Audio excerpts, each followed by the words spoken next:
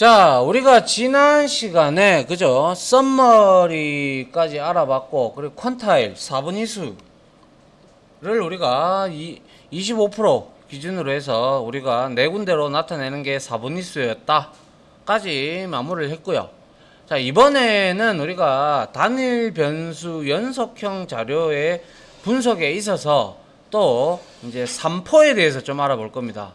3포는 우리가 흔히 디스트리뷰션이라고 해서 이제 주어진 해당하는 값들이 얼마나 이렇게 해당 범위 내에서 혹은 해당 범위 밖에서 이렇게 퍼져 있는 정도를 우리가 이제 3포라고 칭을 합니다. 그래서 3포는 흩어져 있는 정도를 보는데 우리가 뒤에 이걸 그래프로 나타낼 때 이제 3포도라고 이제 있어요. 그걸로 이제 얼마나 값들이 어디에 집중이 되어 있고 이런 것들을 알고자 할 때 우리가 3포에 관련된 내용으로 우리가 분석을 하면 된다라는 것이죠.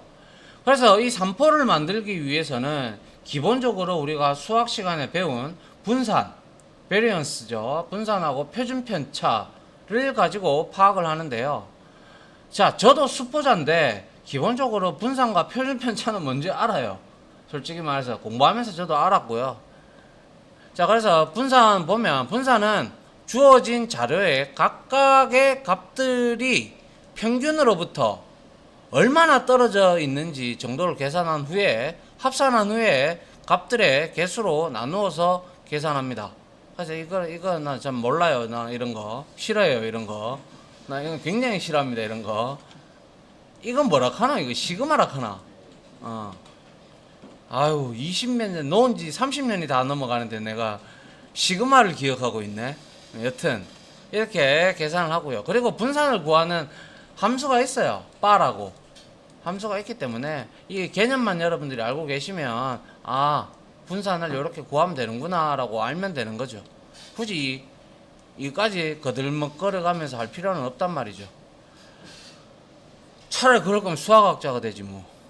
자, 그 다음에 표준 편차는 이거는 이제 잘 알죠.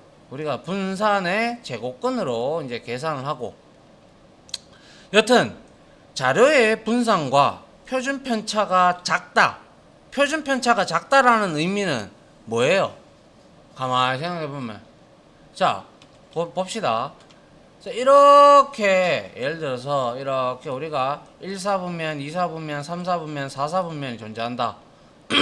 그런데 데이터가 0과 0을 기준으로 해서 1사분면이 이렇게 많이 이렇게 모여있다.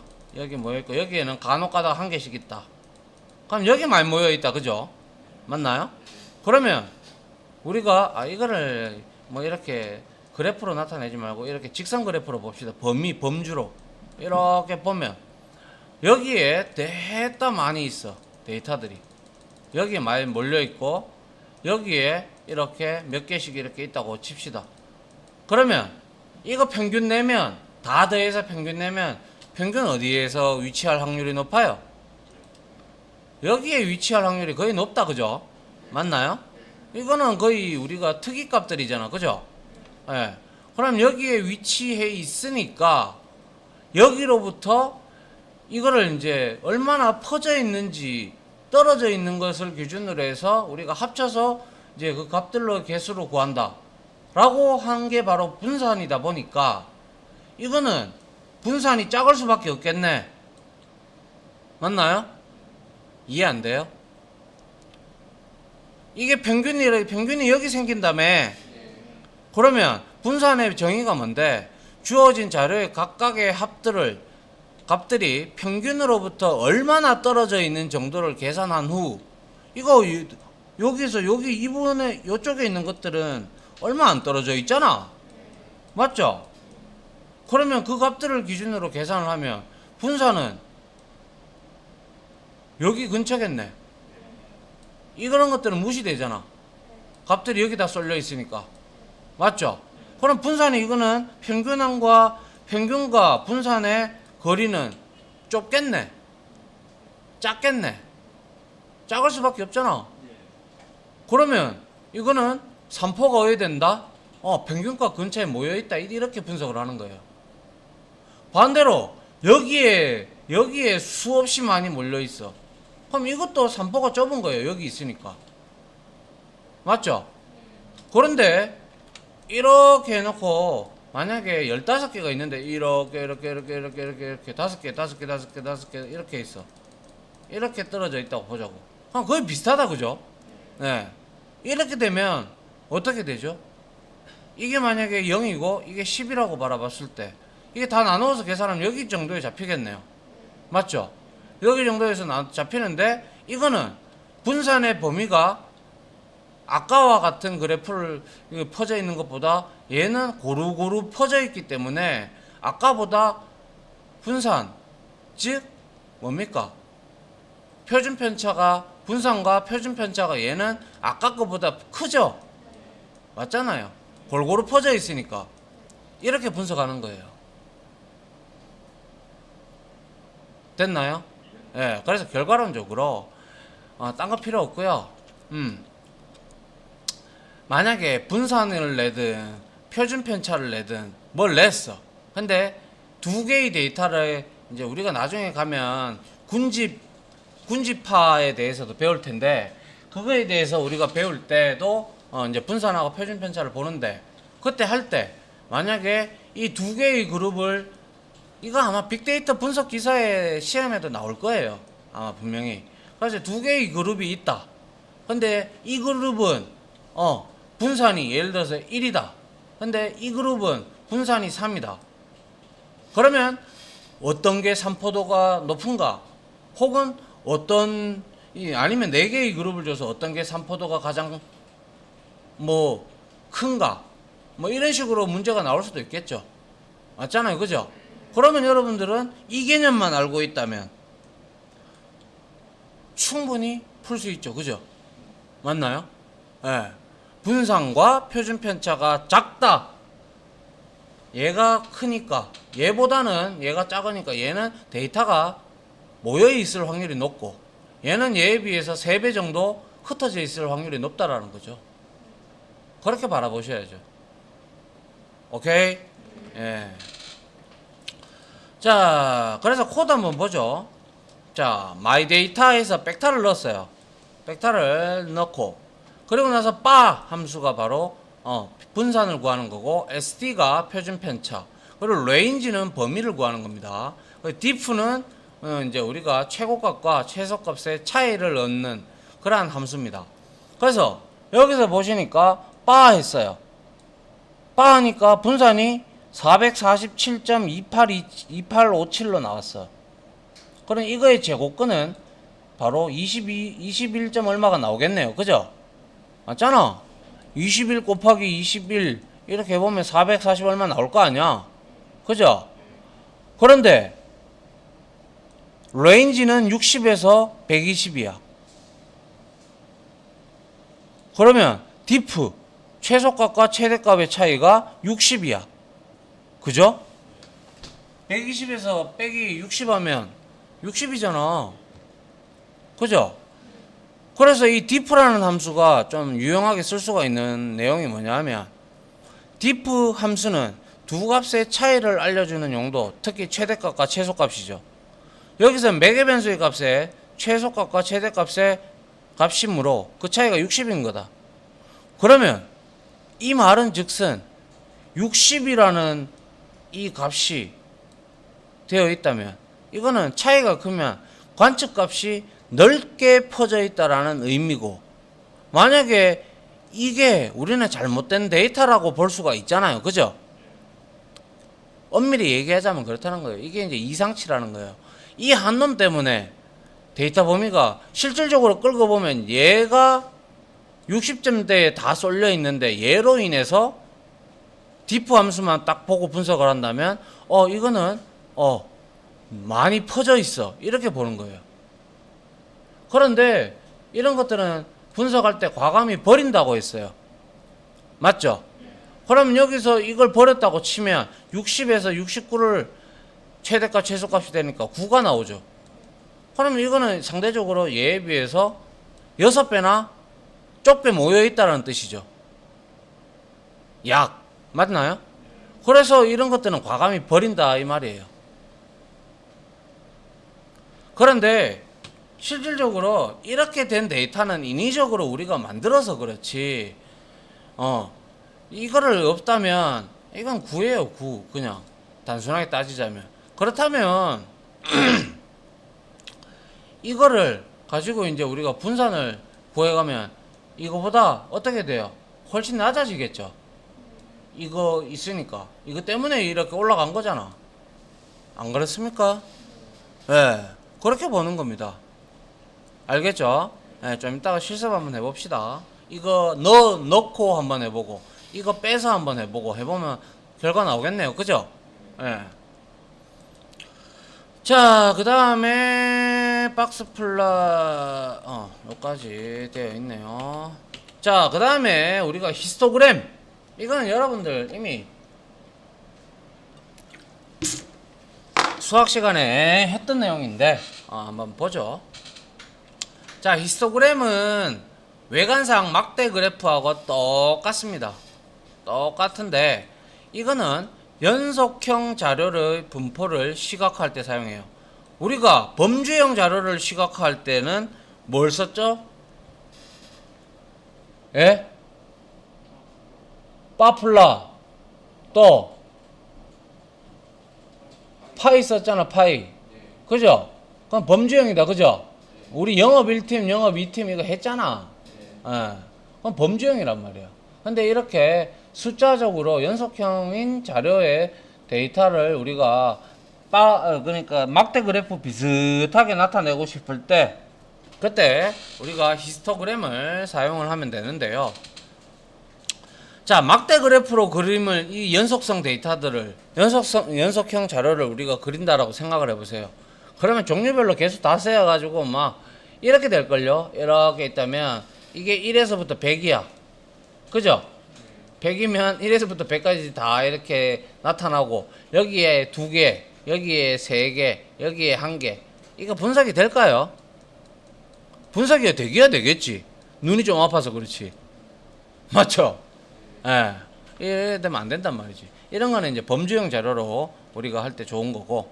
그래서 막대 그래프를 그리려면 값의 종류별로 개수를 셀 수 있어야 되는데 키와 몸무게 등의 자료들은 종류라는 개념이 없잖아. 그냥 177이면 177, 아이씨. 177이면 177인 거잖아. 맞죠? 그렇기 때문에 얘는 종류별로 개수를 할 수는 있겠죠. 할 수는 있지만, 끝도 없죠. 끝도 없어요.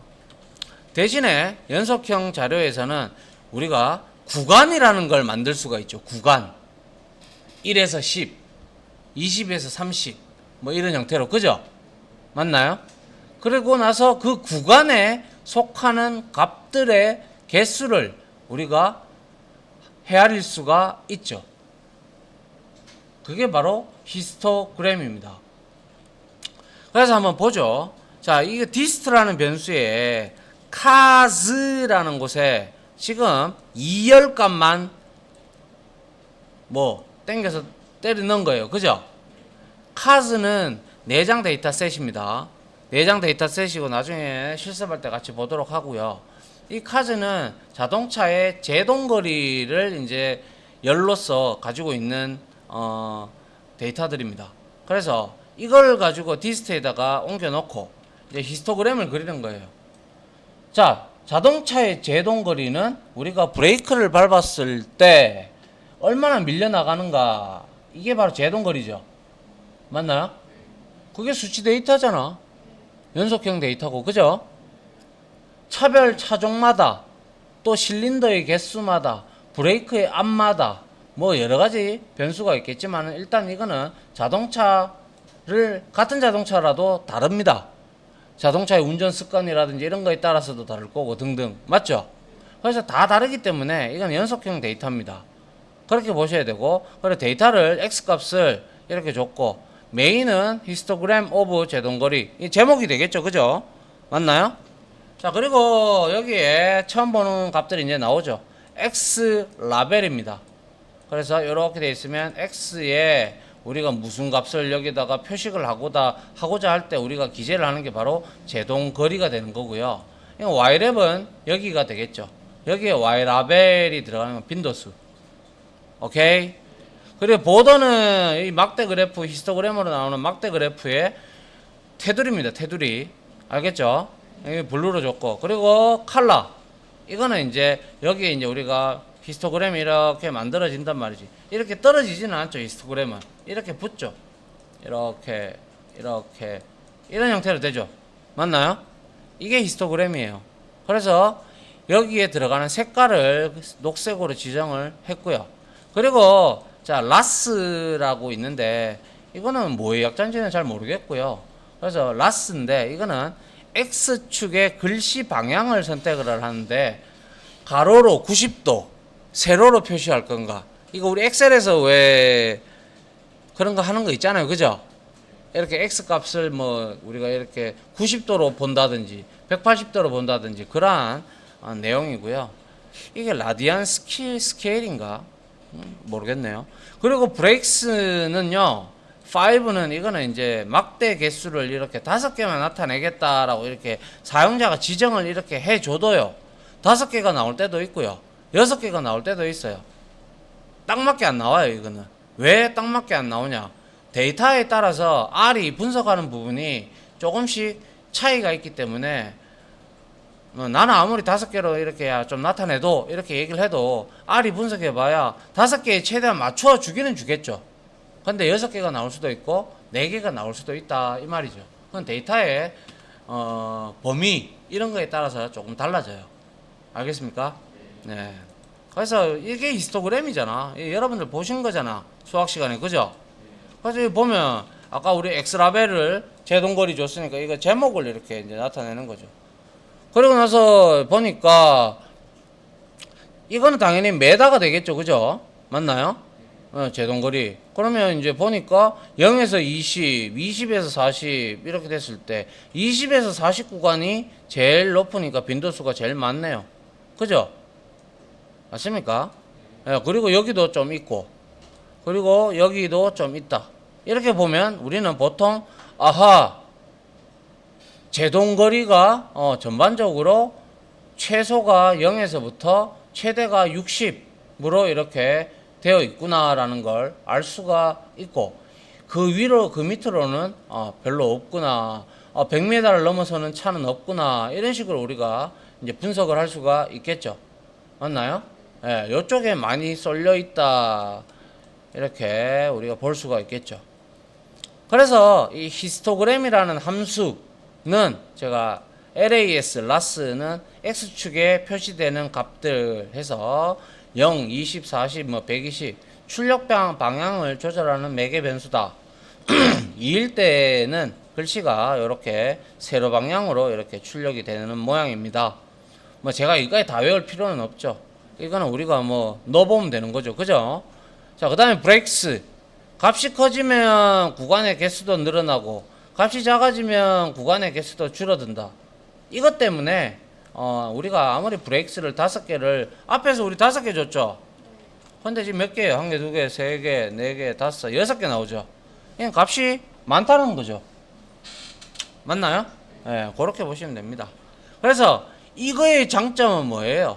이렇게 구간을 만들어 놓고 한눈에 어느 구간에서 많은 빈도수가 생성이 되었는지를 보면 우리가 눈으로 한눈에 데이터 시각화를 해버리면 우리가 보면 아하 이렇게 많이 분포하는구나. 그래도 아무리 뭐 이렇게 요 정도 사이에서 노는 걸로 봐서 제동거리는 이렇게 되는구나 라는 걸 우리가 분석을 아무리 그래프를 못 보고 분석을 제대로 못한다 하더라도 히스토그램 이 내용에 대한 내용만 알고 있으면 충분히 이거는 유추해낼 수 있잖아요. 우리가 맞죠?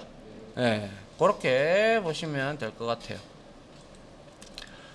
자, 그래서 히스토그램은 자 이거는 레인보우 속성을 줘가지고 이렇게 만들어 놓은 겁니다. 알겠죠?